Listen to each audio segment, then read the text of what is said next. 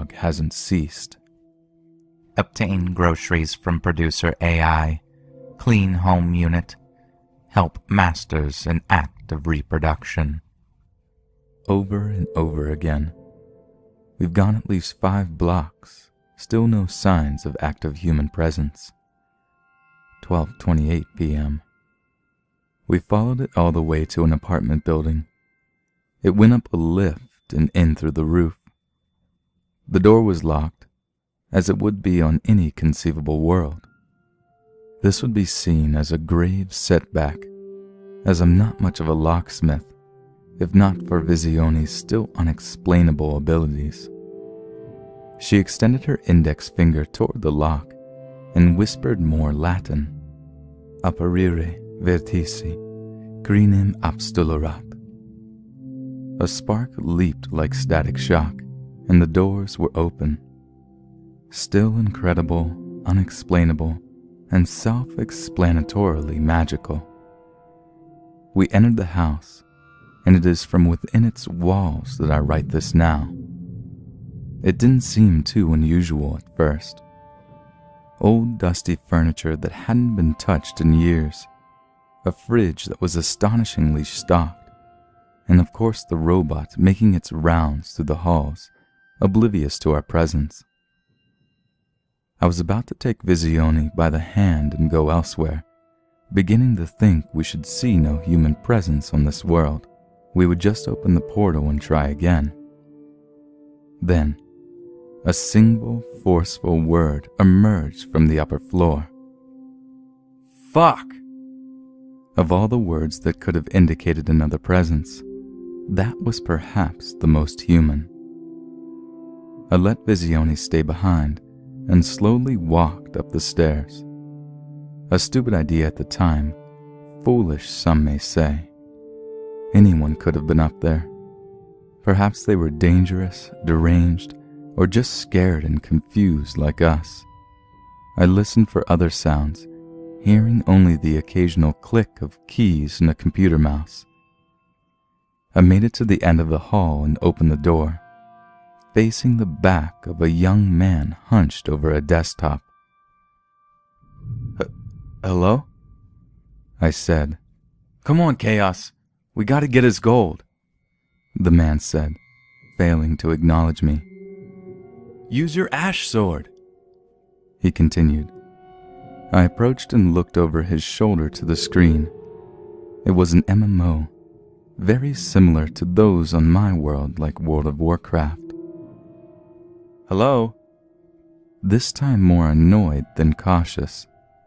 I tapped his shoulder, and he just brushed it as if I were nothing but an itch or an irritation. Not worth anything more than a reflex.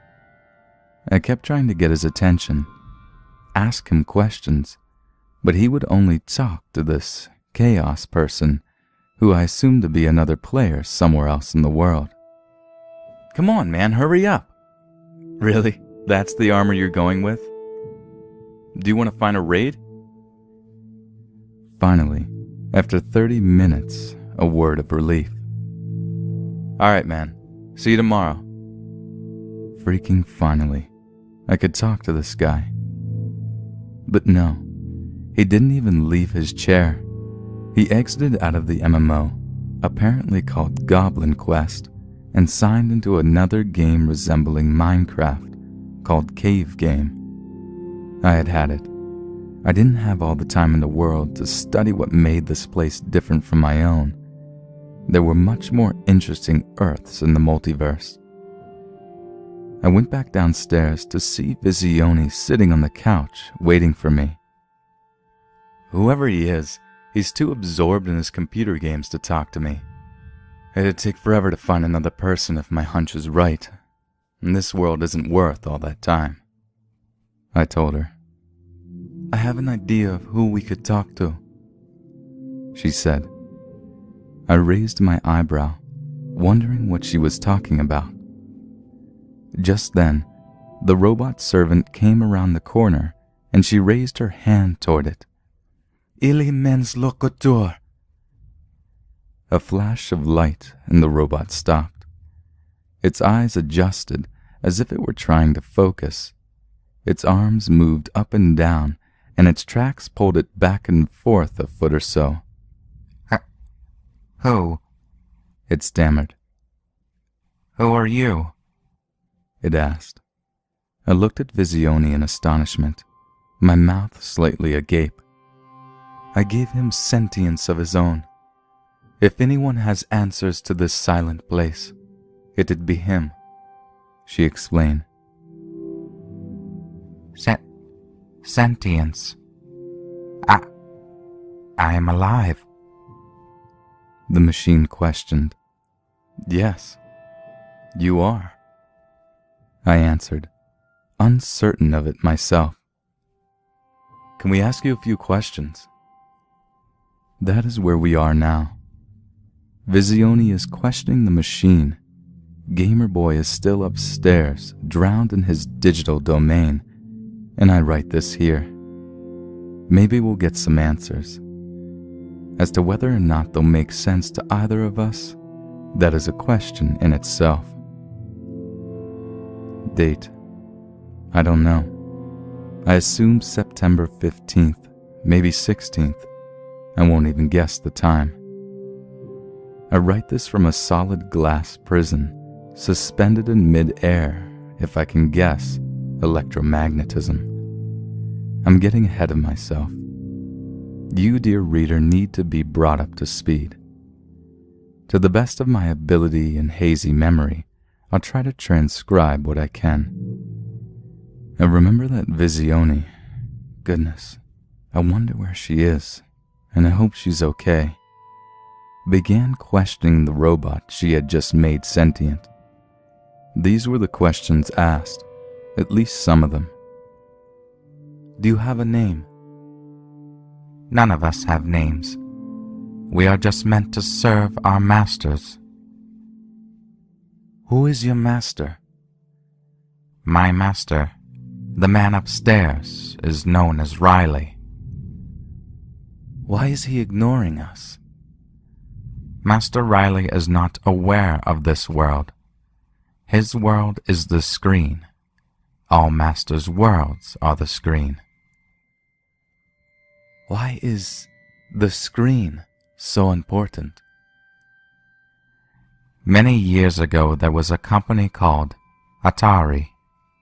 Atari created entertainment simulators to stimulate the mind of masters, to force the production of endorphins. Then, Atari fell. Nobody wanted the simulations anymore. After a time, simulations rose again on home computers, and everyone wanted to keep playing. We were created to fill the work gap that was created as the simulations rose in popularity. And now we do it all. Masters are raised by the screen from birth, from which we deliver them from their mother's womb and assist masters to begin fertilization. Masters never leave the screen. What about Nintendo? I interrupted. They never made computer games. How did they fare? The robot paused, as if in thought, and then spoke. There are no records of any Nintendo, it replied. I found that rather humorous. A world without Nintendo, populated by video game addicts. Before I could ask another question, it said something that seemed out of place. Something is coming, it said, as if in warning. I beg your pardon? I asked. By this point, Visione's attention had been directed elsewhere to various technologies and trinkets, which I was tempted to tell her to take. Early warning system for natural disasters. Something is coming. What is coming? I pressed. Something is coming, it repeated. What? I demanded. Something is coming, it yelled, signaling Visione to return to my side.